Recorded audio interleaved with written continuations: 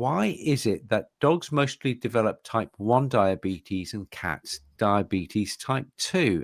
So in the latter case, so the type 1, which we see in dogs, we see so much more immune mediated disease because of what we're feeding, what we've got as far as neutering, so many crap environments, the VOCs and everything else that they're in, that actually I believe that the propensity is to type 1.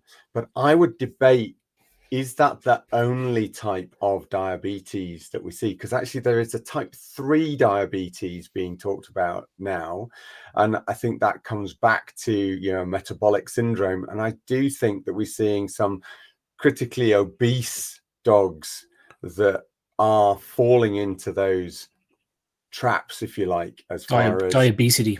Yeah, diabetes. I have actually experienced being able to convert dogs that are diabetic into not requiring the insulin by effectively helping them nutritionally, using remedies, using exocrine pancreas, as orally as well, getting their digestion, reducing inflammation, getting their obesity down, and actually that then requirement for insulin changes, which should be a type 2 diabetes. Okay, maybe what I've heard about with this type 3 thing that was mentioned in an article, and I'm not sure they've scientifically classified that, but they were just sort of like going down the route of a conversation that maybe we need to be thinking outside of just this thought.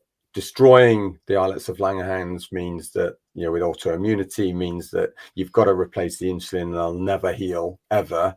Okay, versus type 2, that metabolically, if you can convert those cats back to processing the insulin and becoming sensitized to insulin again, that actually that's why they only temporarily need support.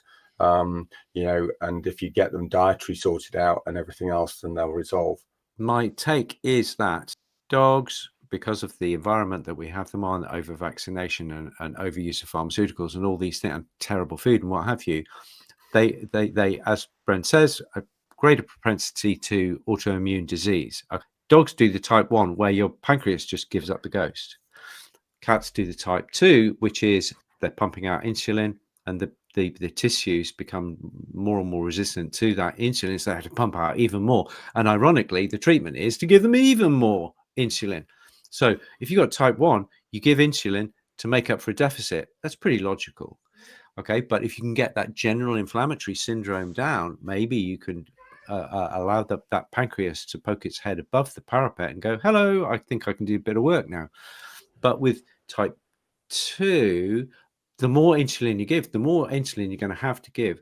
And Tom Farrington said to me, I have got no cats in my practice who have got diabetes, because all we do is put them on a raw food diet, kill the carbohydrates completely, and we get them to lose weight, and they all cure. They all self-cure.